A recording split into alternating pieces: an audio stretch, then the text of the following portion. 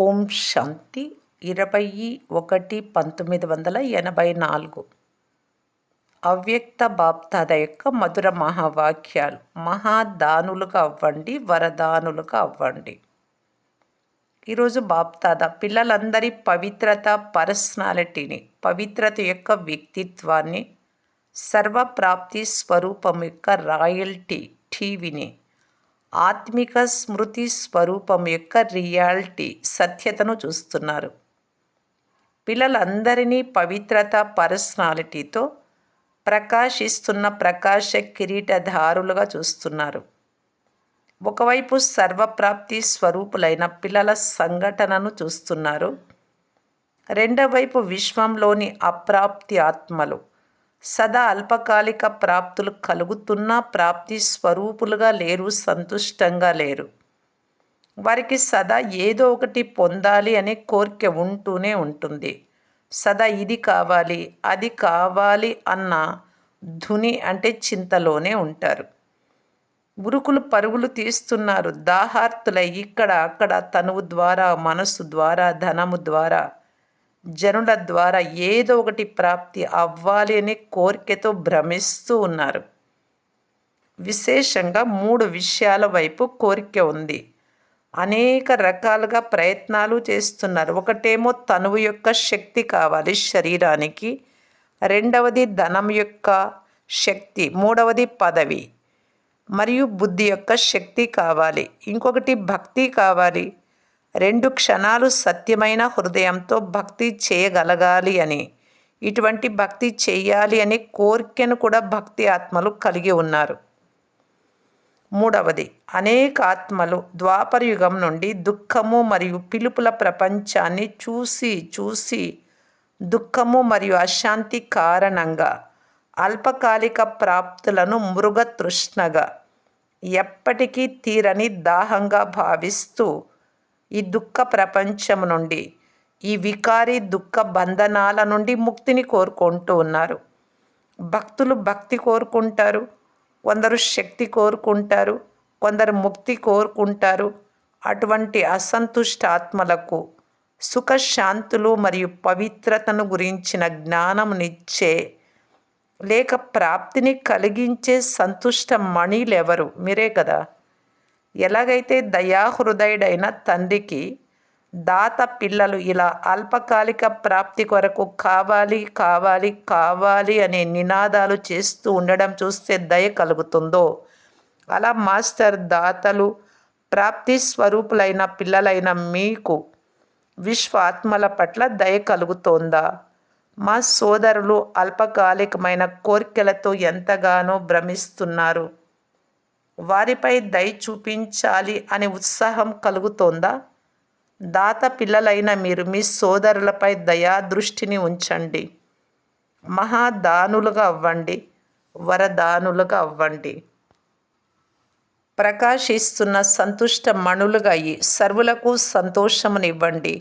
ఈ రోజుల్లో సంతోషి మాతని ఎక్కువగా పిలుస్తున్నారు. ఎందుకంటే ఎక్కడైతే సంతుష్టత, సంతృప్తి ఉంటుందో అక్కడ అప్రాప్తి ఉండదు. సంతుష్టత ఆధారంపై స్థూల ధనంలో కూడా సంపన్నతను, వృద్ధిని అనుభవం చేస్తారు. సంతుష్టంగా ఉన్న వారి వద్ద ధనం 2 రూపాయలు కూడా 2 లక్షలతో సమానం. వారికి కోటీశ్వరులుగా ఉన్న సంతుష్టత లేకుంటే కోట్లు కోట్లు కావు. కోరికల బికారి, కోరికలు అనగా వ్యాకులత. కోరికలు ఎప్పుడు మంచిగా అవ్వనివ్వవు. ఎందుకంటే వినాశీ కోరికలు పూర్తి అవ్వడంతో పాటు ఇంకా అనేక కోరికలకు జన్మనిస్తాయి.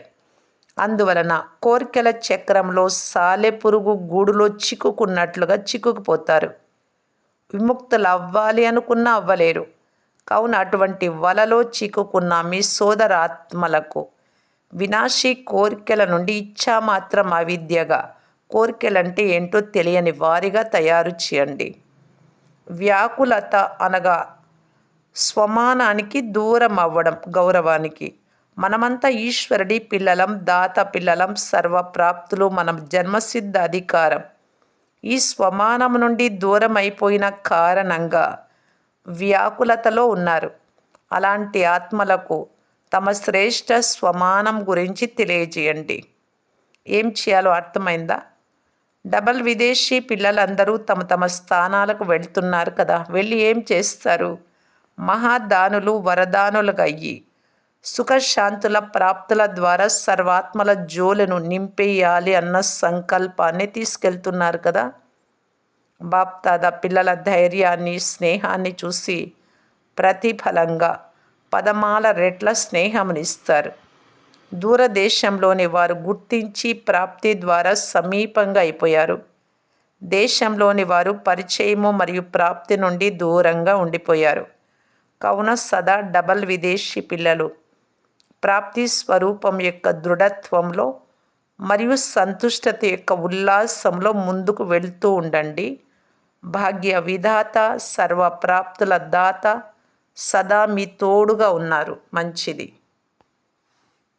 ఇటువంటి దయాహృదయులైన తండ్రి యొక్క దయాహృదయులైన పిల్లలకు సర్వులను సంతుష్టత ఖజానా ద్వారా సంపన్నంగా చేసే సంతుష్ట మణులైన పిల్లలకు సదా సర్వప్రాప్తి స్వరూపులుగా ఈ సర్వులకు ప్రాప్తి చేయించే శుభభావనలో ఉండే శుభచింతకులైన పిల్లలకు సర్వులను వినాశీ కోరికల నుండి ఇచ్చా మాత్రం అవిద్యగా తయారు చేసే వారికి కోరికలంటే ఏంటో తెలియని వారిగా సర్వసమర్థులైన పిల్లలకు బాప్దాదా ప్రియ స్మృతులు మరియు నమస్తే. విదేశీ పిల్లలను చూస్తూ బాప్దాదా చెప్పారు, ఈ గ్రూపులో ఎవరితోనైనా ఇక్కడే కూర్చుండిపోండి అని అన్నట్లయితే ఎవరు రెడీగా ఉన్నారా? ఇక్కడే ఉండిపోతారా?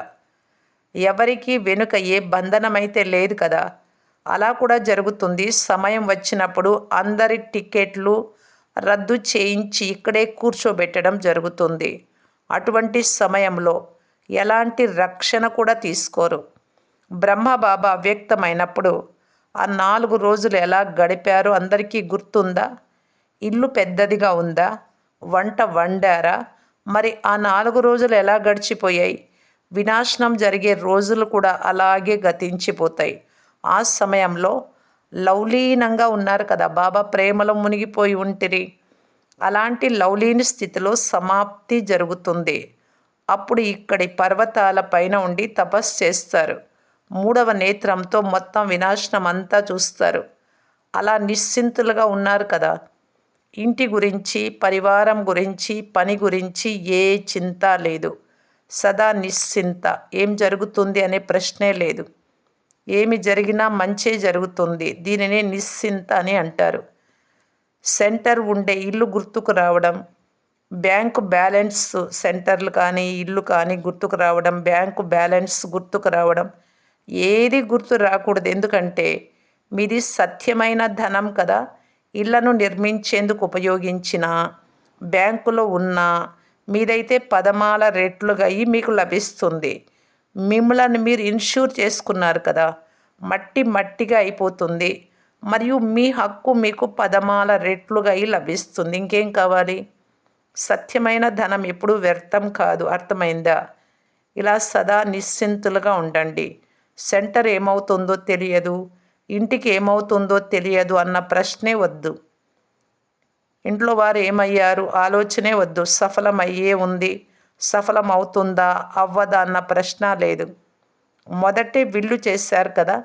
ఎవరైనా విల్లు చేసి వీలునామా రాసి వెళ్ళిపోతే వారు ముందు నుండి నిశ్చింతగా ఉంటారు. కావున మీరందరూ మీ ప్రతి శ్వాసను, సంకల్పాన్ని, సమయాన్ని, సంపదను, శరీరాన్ని అన్నింటినీ విల్లు చేశారు.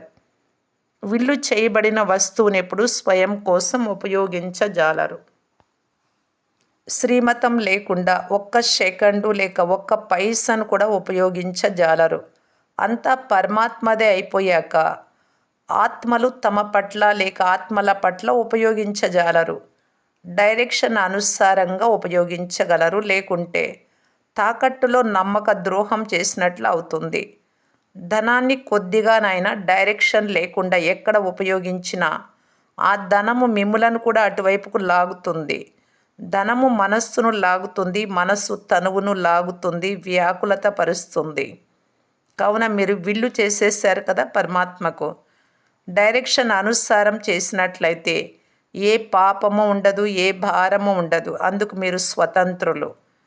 డైరెక్షన్ అయితే అర్థం చేసుకున్నారు కదా, అన్ని డైరెక్షన్లు లభించాయి, స్పష్టంగా ఉన్నాయి కదా, ఎప్పుడు తికమక పడరు కదా. ఈ కార్యంలో ఇది చేయొచ్చా చెయ్యరాదా అని తికమక పడడం లేదు కదా. ఎక్కడ కొద్దిగా తికమక పడినా ఎవరైతే నిమిత్తులుగా ఉన్నారో వారితో వెరిఫై చేయించుకోండి, పరిశీలన చేసుకోండి. లేక స్వస్థితి శక్తిశాలిగా ఉన్నట్లయితే అమృత వేళలో తండ్రి నుండి లభించే టచ్చింగ్ సదా కరెక్ట్గా ఉంటుంది. యథార్థంగా అమృత వేళలో మీ మనోభావాలను మిక్స్ చేసి కూర్చోకండి. స్వచ్ఛమైన బుద్ధి కలవారిగా కూర్చోండి. టచ్చింగ్ యథార్థంగా ఉంటుంది. చాలామంది పిల్లలు ఏదైనా సమస్య వచ్చినప్పుడు తమ మనోభావాన్ని నింపుకొని కూర్చుంటారు. చెయ్యాలి అంటే ఇదే చెయ్యాలి, జరగాలి అంటే ఇదే జరగాలి, ఇలా జరగాలి, నా అభిప్రాయం ప్రకారం ఇది సరి అయినది, ఇలా భావిస్తూ ఈ ఆలోచనలతో కూర్చుంటారు. అప్పుడు తండ్రి నుండి టచ్చింగ్ కూడా కరెక్ట్గా లభించదు. తమ మనసులోని సంకల్పాలే జవాబుగా లభిస్తాయి. అందువలన ఎక్కడో అక్కడ సఫలత లభించదు. ఆ తర్వాత అమృత వేళ డైరెక్షన్ అయితే ఇదే లభించింది కదా, మళ్ళీ ఎందుకు ఇలా జరిగింది, సఫలత ఎందుకు లభించలేదు అని తికమక చెందుతారు. కానీ మీ భావమును కూడా కలిపేశారు. ఆ భావం యొక్క ఫలమే మీకు లభిస్తుంది. మన్మతం, మీకు నచ్చినట్టు యోచన చేశారు, మాట్లాడారు, ఆ మన్మతానికి ఏ ఫలం లభిస్తుంది, తికమక చెందుతారు. అందుకే మీ మనస సంకల్పాలను కూడా విల్లు చేయండి బాబాకు. నా సంకల్పం ఇలా చెప్తూ ఉంది, కానీ బాబా ఏం చెప్తున్నారు, అది ముఖ్యం, మీ సంకల్పం కాదు. మంచిది. టీచర్లతో బాప్దాదాకు టీచర్ల పైన విశేషమైన ప్రేమ ఉంది. ఎందుకంటే సమానంగా ఉన్నారు. తండ్రి, టీచరు, మీరు, మాస్టర్, టీచర్లు సమానమైన వారు ఎలాగూ ప్రియం అనిపిస్తారు. చాలా మంచి ఉత్సాహ ఉల్లాసాలతో సేవలో ముందుకు వెళ్తున్నారు. అందరూ చక్రవర్తులే. చక్రమును తిప్పుతూ అనేక ఆత్మల సంబంధంలోకి వచ్చి అనేక ఆత్మలను సమీపంగా తీసుకొచ్చే కార్యాన్ని చేస్తున్నారు. బాప్దాదా సంతోషిస్తూ ఉన్నారు. బాప్దాదా మా పైన ప్రసన్నంగా ఉన్నారు అని అనిపిస్తుంది కదా. లేక ఇప్పుడు ఇంకా కొద్దిగా ఏదైనా చెయ్యాలి అని భావిస్తున్నారా? సంతోషంగా ఉన్నారు, ఇంకా సంతోషింప చేయాలి. మంచి శ్రమ చేస్తున్నారు, ప్రేమతో శ్రమ చేస్తున్నారు. అందువలన శ్రమ అనిపించదు ప్రేమ ఉండే చోట. బాప్దాదా సేవాధారి పిల్లలను సదా శిరో కిరీటాలు అని అంటారు. మీరు శిరో కిరీటాలు. బాప్దాదా పిల్లల ఉత్సాహ ఉల్లాసాలను చూసి ఇంకా ఉత్సాహ ఉల్లాసాలను పెంచే సహయోగం ఇస్తారు. ఒక అడుగు పిల్లలది, పదమాల అడుగులు తండ్రివి. ఎక్కడ ధైర్యం ఉందో అక్కడ ఉల్లాసం స్వతహాగానే ప్రాప్తిస్తుంది. ధైర్యం ఉంటే తండ్రి సహాయం ఉంటుంది. కావున మీరు చింతలేని మహారాజులు. సేవ చేస్తూ ఉండండి, సఫలత లభిస్తూ ఉంటుంది. మంచిది. ఓం శాంతి.